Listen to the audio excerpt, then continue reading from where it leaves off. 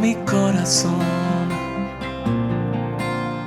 y enciéndelo con tu fuego, del fuego del amor, para regarlo en el mundo entero. Ha sido derramado por el Espíritu Santo.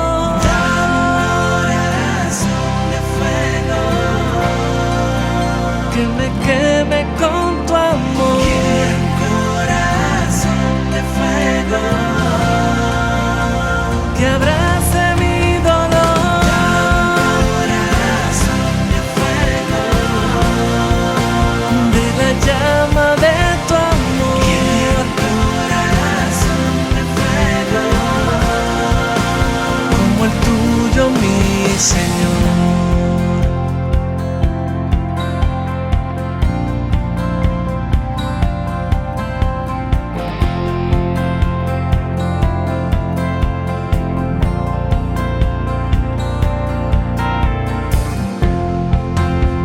Tenía razón, tu cuerpo y sangre me queman, son el fuego, Señor, que me ayudan en la prueba. Ya me arde el corazón, porque eres fuego abrazador.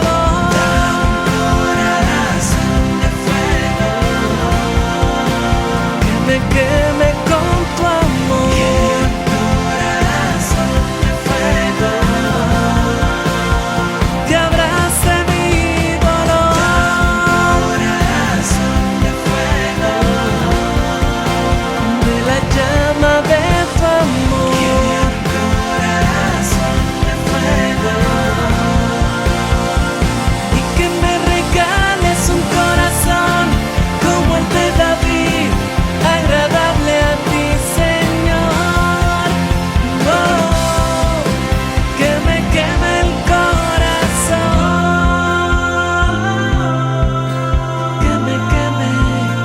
que me queme con tu amor. De fiesta con Jesús, gloria a Dios, al cielo queremos ir, aleluya. Estamos reunidos en la mesa. Gloria, gloria a Dios en el cielo y en la tierra a los hombres paz. Del libro del Génesis.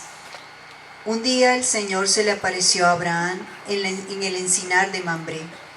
Abraham estaba sentado en la entrada de su tienda, a la hora del calor más fuerte. Levantando la vista, vio de pronto a 3 hombres que estaban de pie ante él. Al verlos, se dirigió a ellos rápidamente desde la puerta de la tienda y postrado en tierra dijo: Señor mío, si he hallado gracia a tus ojos, te ruego que no pases junto a mí sin detenerte. Haré que traigan un poco de agua para que se laven los pies y descansen a la sombra de estos árboles. Traeré pan para que recobren las fuerzas y después continuarán su camino, pues sin duda para eso han pasado junto a su siervo. Ellos le contestaron: Está bien, haz lo que dices. Abraham entró rápidamente en la tienda donde estaba Sara y le dijo: Date prisa, toma 3 medidas de harina, amásalas y cuece unos panes. Luego Abraham fue corriendo al establo, escogió un ternero y se lo dio a un criado para que lo matara y lo preparara. Cuando el ternero estuvo asado, tomó requesón y leche y lo sirvió todo a los forasteros. Él permaneció de pie junto a ellos bajo el árbol mientras comían. Ellos le preguntaron: ¿Dónde está Sara, tu mujer? Él respondió: allá en la tienda. Uno de ellos le dijo: dentro de 1 año volveré sin falta a visitarte por estas fechas. Para entonces Sara, tu mujer, habrá tenido un hijo. Palabra de Dios. ¿Quién será grato a tus ojos, Señor? ¿Quién será grato a tus ojos, Señor? El hombre que procede honradamente y obra con justicia, el que es sincero en sus palabras y con su lengua a nadie desprestigia. ¿Quién será grato a tus ojos, Señor? Quien no hace mal al prójimo ni difama al vecino, quien no ve con aprecio a los malvados, pero honra a quienes temen al Altísimo. ¿Quién será grato a tus ojos, Señor? Quien presta sin usura y quien no acepta soborno, en perjuicio de inocentes, quienes vivan así, serán gratos a Dios eternamente. ¿Quién será grato a tus ojos, Señor? ¿Quién será grato a tus ojos, Señor? De la carta del apóstol San Pablo a los Colosenses. Hermanos, ahora me alegro de sufrir por ustedes, porque así completo lo que falta a la pasión de Cristo en mí, por el bien de su cuerpo que es la Iglesia. Por disposición de Dios, yo he sido constituido ministro de esta Iglesia para predicarles por entero su mensaje, o sea, el designio secreto que Dios ha mantenido oculto desde siglos y generaciones, y que ahora ha revelado a su pueblo santo. Dios ha querido dar a conocer a los suyos la gloria y riqueza que este designio encierra para los paganos, es decir, que Cristo vive en ustedes y es la esperanza de la gloria. Ese mismo Cristo es el que nosotros predicamos cuando corregimos a los hombres y nos instruimos con todos los recursos de la sabiduría, a fin de que todos sean cristianos perfectos. Palabra de Dios. El Señor esté con ustedes. Del Santo Evangelio según San Lucas.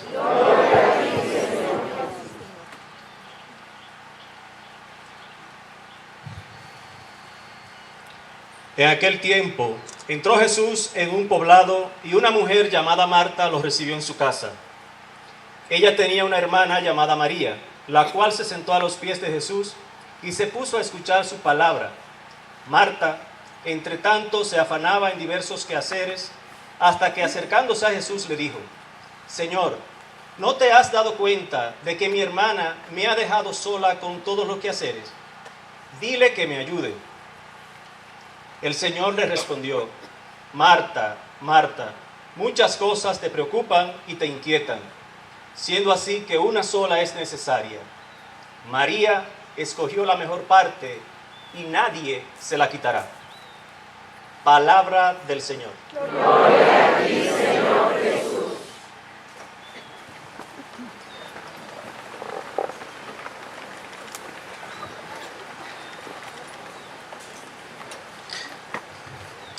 Bueno, estamos cerrando el encuentro en el Día del Señor. Entonces es interesante lo que en este lugar, la huerta donde Conchita encontraba sus primeros encuentros de relación personal con Dios, y que nos invita a precisamente el Evangelio a tomar en cuenta estas dos dimensiones de la vida cristiana, ¿no? En el lenguaje de la espiritualidad de la cruz se dice: ante todo contemplativos y solo después hombres de acción. Esto lo decía el padre Félix, ¿verdad?, para sus misioneros. Y bueno, en esta dimensión de Marta y María pues está esta enseñanza: contemplativos, o sea, no rezadores, ¿verdad? Porque luego nosotros los católicos somos muy rezadores, ¿verdad?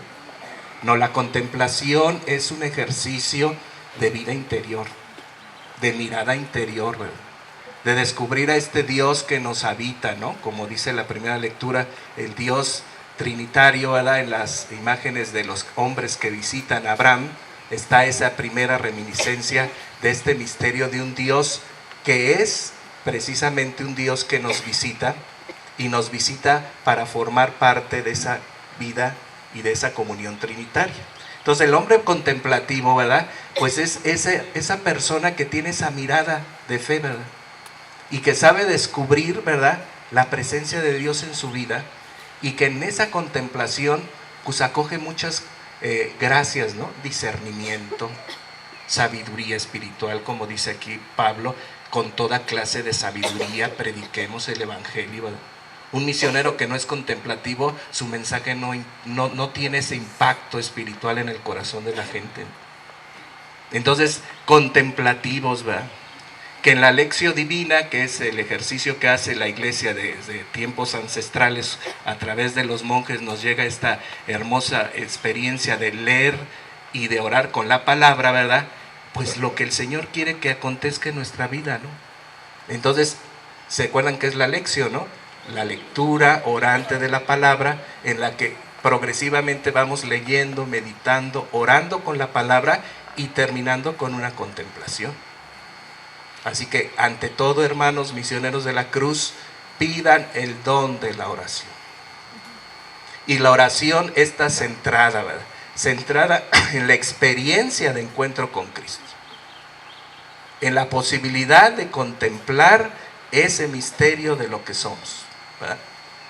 Y ante todo, ¿verdad?, pues como misioneros de la cruz, pues ser capaces de predicar, ¿verdad?, con toda claridad, con toda sabiduría, este misterio de la salvación, que también como misioneros de la cruz sabemos que lo contemplamos permanentemente en ese misterio pascual, ¿no?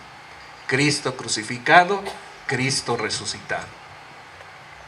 En la espiritualidad de la cruz, ¿verdad?, ustedes saben que la gracia que se contempla, ¿verdad?, es nuestro sacerdocio común, ¿verdad? Entonces voy a sacar unas notitas que tengo aquí para que reflexionemos sobre esto. En la cruz del apostolado tenemos un mapa simbólico para la vivencia de nuestro sentido de pueblo sacerdotal, acogiendo esta realidad precisamente en la contemplación de la cruz del Calvario.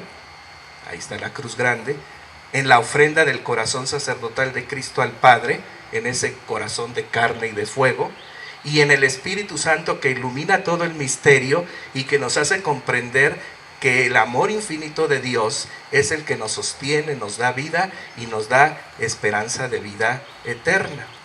En ese misterio, ¿verdad?, que nosotros contemplamos en la cruz, ¿verdad?, en esa cruz sacerdotal de Jesús, ¿verdad?, pues yo diría que los misioneros de la cruz deberíamos de estar inmersos en esa experiencia, ¿verdad?, contemplando realmente ese sentido de ofrecimiento y de entrega por ser pueblo sacerdotal y por ser ese pueblo llamado a anunciar las maravillas del Señor. Así que yo los invito a que profundicemos un poquito más sobre la espiritualidad, porque no crean que la espiritualidad de la cruz es algo más. La espiritualidad de la cruz es el centro del misterio. El misterio de la redención por la encarnación del Verbo, el misterio de la realidad pascual. Cristo quiere un mundo nuevo a través de hombres nuevos, y de esta acción del Espíritu Santo que a veces no conocemos y que finalmente el Espíritu Santo nos invita a tener apertura para que vayamos conociendo sus mociones, sus acciones, y vayamos haciendo efectivos sus dones, ¿no? Así que toda esta experiencia de la cruz, ¿verdad?, no se puede vivenciar sin esto que decía yo al principio, la contemplación. Ahora, muchos hablan de contemplación y dicen, no, eso es para los santos, ¿no? No, la contemplación es la mirada de fe ante el misterio que Dios quiere revelar a los hombres. O sea, Dios, ante todo en Jesucristo, quiere revelar a los hombres el misterio de la salvación y darnos a conocer la verdad sobre nosotros, sobre la vida, sobre su propósito en nosotros, sobre su actuación en el mundo, sobre todo lo que el Señor en su voluntad ha querido para nosotros. Entonces hay que aprender entonces a descubrir que esta gracia de ser todos sacerdotes, ¿verdad?, pueblo sacerdotal, pues si se va viviendo de una manera concreta, entonces fíjense, vamos teniendo como actitudes de vida. Vivir sacerdotalmente, nos dice la espiritualidad de la cruz, es siempre estar disponibles, abiertos y generosos. Quien no vive su dimensión de ser sacerdote con Cristo, no está ni dispuesto a ofrecer, ni dispuesto a abrirse para que entonces brote la generosidad en la entrega misionera o, digamos, en la entrega a la voluntad de Dios. Entonces, si nosotros aprendemos a descubrir ese sacerdocio común, pues van brotando todas estas capacidades que ustedes como misioneros de la cruz los caracteriza, disponibles siempre, sean comprometidos o a tiempo completo, abiertos, porque sin el Espíritu nuestra acción es humana, vana y no llega a ser eficaz. Abiertos siempre a su acción y después generosos, porque ante la cruz del apostolado vemos toda la generosidad con la que Jesús quiso dar su vida y hasta derramar la última gota de su sangre. Entonces es bien importante, ¿verdad?, que nosotros en este sentido pues vayamos como poniéndole más interés a nuestra espiritualidad, ¿eh? Ahora, como hijos de la cruz, ¿verdad?, como hijos de Dios, pues entonces trataremos esto que ya los padres abundaron durante todo el encuentro. Aprenderemos a ser hermanos, ¿verdad? Si somos realmente capaces de contemplar el misterio de nuestra redención y de este bautismo que nos hace hijos, ¿verdad?, vamos a aprender entonces que ante todo somos hijos de Dios, tratando a todos como hermanos. Somos hijos de Dios ante todo, tratando al otro con un verdadero corazón fraterno. Hay que contemplar esto, hay que profundizarlo, porque no es que tengo que ser hermano o debo de hacer esta tarea en la comunidad, ¿verdad?, en donde se me invita a que tome en cuenta al otro. No es una obligación, es una experiencia. Si realmente contemplamos el misterio de lo que somos, hijos de Dios, y lo contemplamos en ese sentido, cómo Jesús nos gana para ser hijos de Dios, y para ser hijos de Dios nos muestra una actitud totalmente abierta a dar su vida por nosotros, como verdadero hermano que entrega su vida al servicio y al amor de nosotros, pues no podemos sino decir que el que ame a Dios, pues que ame a su hermano. Pero eso hay que saberlo en el corazón. Es como una revelación, ¿verdad? Es como un acto de fidelidad. Ante todo, descubro el amor de Dios y descubro la alegría de amar a los otros. Así como Dios me ama, pues entonces amaré al hermano. De manera que trataré de ser sincero en mi amor fraterno, ¿verdad? Otra cosa importante que nos invita a la espiritualidad de la cruz, ¿verdad? Déjenme sacar mis notitas, ¿verdad?, porque si no, no doy una. La misericordia, la bondad y la cercanía siempre y con todos. O sea, desde la experiencia del amor de Dios que me ama como sabemos que nos ama cada uno de nosotros, tiene que brotar esa misericordia. Ve y haz lo mismo tú con tu hermano. Siempre Jesús nos remite a que lo que hemos recibido de Él, vayamos y lo hagamos con el otro. La bondad, que realmente seamos benévolos con nuestros hermanos. Porque de repente somos bien duros, exigentes, y no hay esa bondad, es decir, Dios es bueno porque no puede hacer otra cosa. Nosotros podríamos decir en las comunidades, pues no tenemos otra cosa que hacerle el bien al hermano.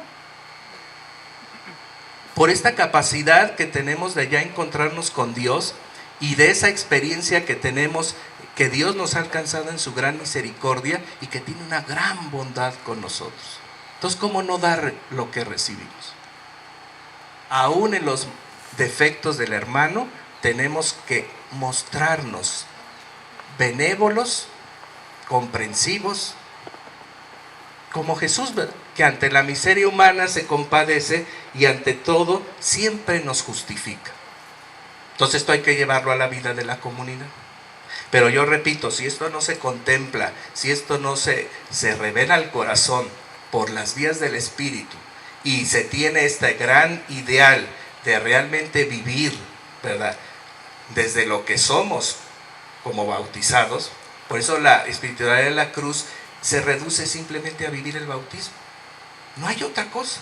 La espiritualidad de la cruz es vivir la gracia de ser bautizados y dándole una subrayada fuerte al sentido sacerdotal de la vida, de la entrega por amor a Dios, del ofrecimiento para el servicio, de la oblación entera del ser para Dios, de la capacidad de ofrecerse y ofrecerlo todo, ¿verdad? Así que la espiritualidad de la cruz viene a ser como un punto de síntesis de fe y de experiencia que podemos encontrar en ella para caminar en lo más esencial de nuestra vida cristiana. Por eso hay que leer más sobre la espiritualidad de la cruz, porque no es tan complicado como algunos dicen. Es que es muy difícil. No, es una síntesis que Dios le regala a Conchita para que la iglesia comprenda lo esencial que hay que vivir y desde ahí lanzarnos a vivir lo que ya hemos recibido, sobre todo hablando del sacramento del bautismo.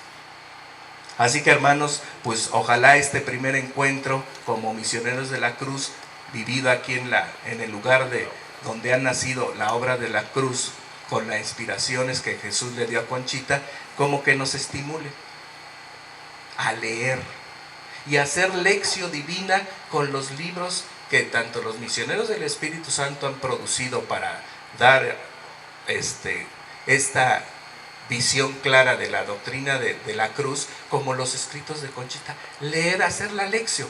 Leo, medito, oro con los escritos o con el libro que pueda estar en mis manos de la espiritualidad, y luego darnos momentos de silencio y de verdadera actitud contemplativa para que por aras del Espíritu se me revelen las cosas. Porque si no es por el Espíritu que nos revela las cosas, ¿cómo las podemos comprender? Entonces yo los invito, así como una conclusión para este encuentro, que todos se interesen por la espiritualidad. Porque si no, entonces, miren, yo empecé con el padre Alfonso, ustedes lo saben, y él era enfático en esto. Pero yo busqué literatura y siempre estoy leyendo. Hoy pasé a la librería, ¿qué es lo que han publicado de nuevo en la espiritualidad?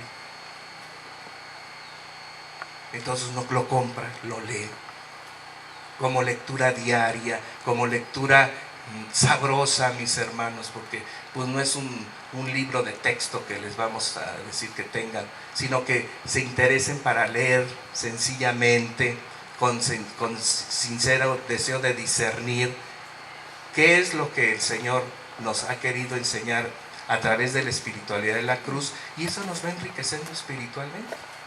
Así que como tarea, interésense. Compren alguna biografía. Si no conocen bien a Conchita, pues empiecen por conocer cuál fue su vida, ¿no? Que como madre de familia y como verdadera apóstol que fue del Señor, pues solo leer su biografía ya nos dice muchas cosas. O buscar los libros de inspiración que Dios le dio a Conchita fueron escritos por ella, ¿no? O algunas otras obras que explican los hermanos misioneros del Espíritu Santo con su formación sacerdotal, porque hay muy buenos teólogos que le dan un amplio panorama a uno para comprender las cosas. Así que eso es personal, porque si no hay ese interés y esa búsqueda de las fuentes, pues ¿cómo le vamos a hacer, no? Ahora, esto que decía Fausto, que entre los pastores de México, ¿verdad?, nos están pidiendo que ojalá podamos estar afiliados a la obra, como le llaman Familia de la Cruz, precisamente para estar conectados a la fuente y para estar en esa sintonía con la Familia de la Cruz, que va haciendo esta experiencia de reflexión del legado de Conchita, porque no creen que el legado de Conchita ya se terminó de sacar. Es un legado que cada vez es como un tesoro escondido, ¿no? Cada vez nos damos cuenta que la espiritualidad está apenas como desarrollando todo su contenido, y que vamos entonces viendo que, gracias a Dios, en las obras de la cruz, tanto religiosas de la cruz como misioneros del Espíritu Santo, Dios les ha dado los dones espirituales para desarrollar claramente la doctrina a través de un montón de escritos que están a nuestra disposición. Entonces, tarea, ¿verdad? Orar para que entonces esta filiación a la familia de la cruz sea un vínculo espiritual que nos ayude a vivir lo que el Señor nos ha dado. Y claro, no creo que nos digan que no, ¿verdad?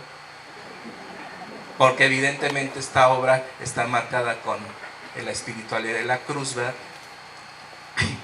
Somos hijos, pues yo fui formado por Alfonso Navarro, somos hijos de un misionero del Espíritu Santo, ¿verdad?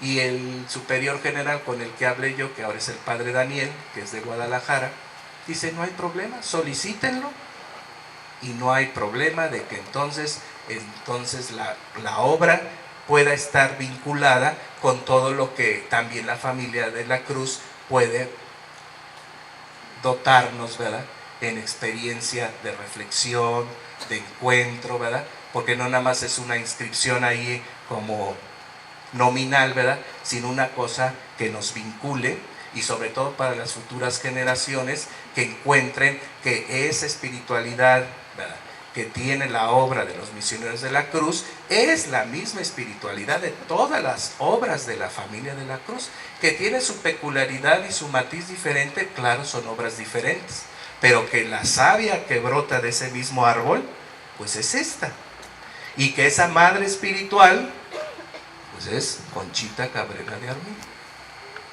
Así que bueno, pues los felicito por esta participación, ¿verdad?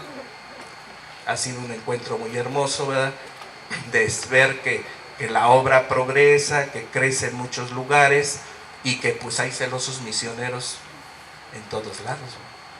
Porque ustedes, si algo los caracteriza, pues es que quieren evangelizar el mundo, ¿no?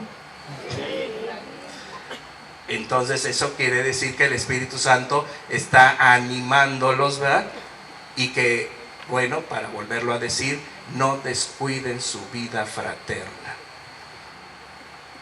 Amen sus comunidades, ¿verdad?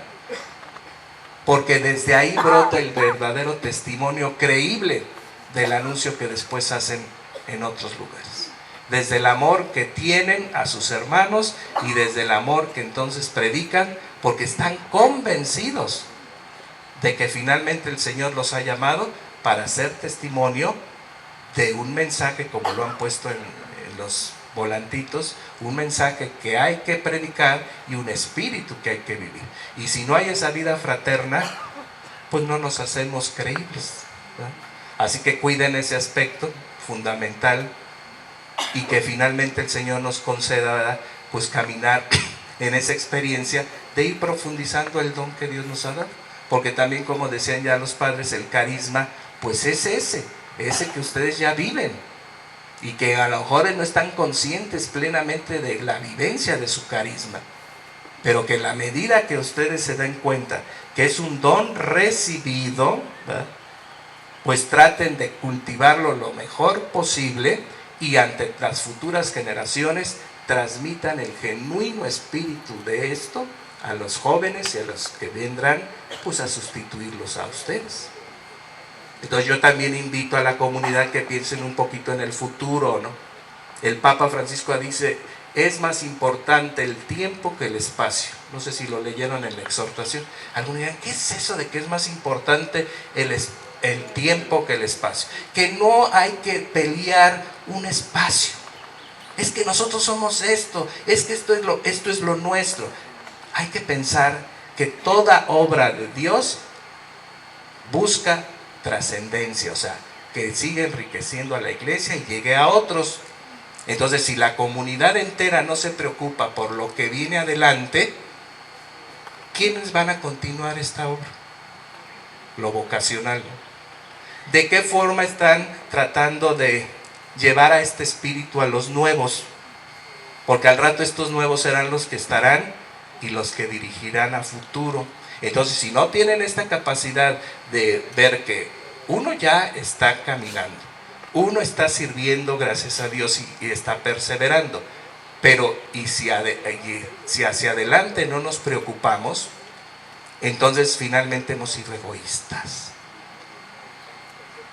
Mi comunidad, mi misión, nuestra capacidad de ser esta asociación, nuestra fraternidad, y cuando vemos no hay nadie atrás, no se está mirando hacia el futuro, y después que pase el tiempo decimos, si hubiéramos, no, si el hubiéramos ya no existe. Por eso tiene que haber una mirada también en la comunidad de saber que la estafeta un día la tenemos que pasar a alguien, y preocuparse por el tiempo que pasa y por los tiempos que vienen, y que debemos estar preparados y preparando a otros para que en genuina vivencia del carisma y en verdadera fidelidad a la obra, pues las cosas sigan adelante y a futuro no haya desviaciones, desvirtuaciones, que a ninguno le gustaría ver que esto se desvirtuara o se fuera por otro lado. Y esa es corresponsabilidad de todos. Así que invito a los moderadores, a los consejos locales, a la Casa Central, que tienen que tener una mirada hacia adelante e ir viendo, ¿verdad?, que hay que ir preparando a la generación que Dios quiera pueda seguir con ese valor que tiene la obra y con ese amor con la que se tiene que trabajar en este sentido para que las cosas continúen. Y no dormirnos, porque los años pasan y al ratito, pues sí, estabas muy, dice el Papa también un concepto muy bonito que está sacando para la reflexión de la iglesia, autorreferenciados, viéndonos el ombligo.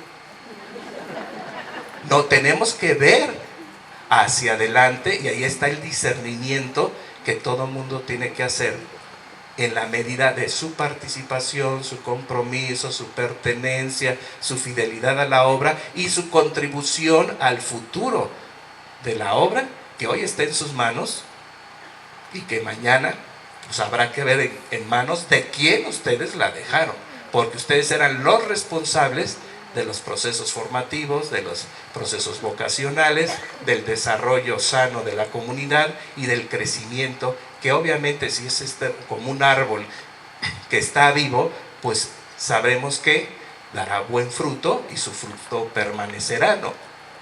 Entonces invito a todos, ¿verdad?, que nos hagamos capaces de trabajar por la obra, que no es solamente lo que haces hoy, o lo que hace alguien o un grupo o en una misión destinada para un equipo misionero, sino lo que estamos queriendo. Y yo creo que hoy el padre Alfonso, yo creo que sonríe, ¿verdad?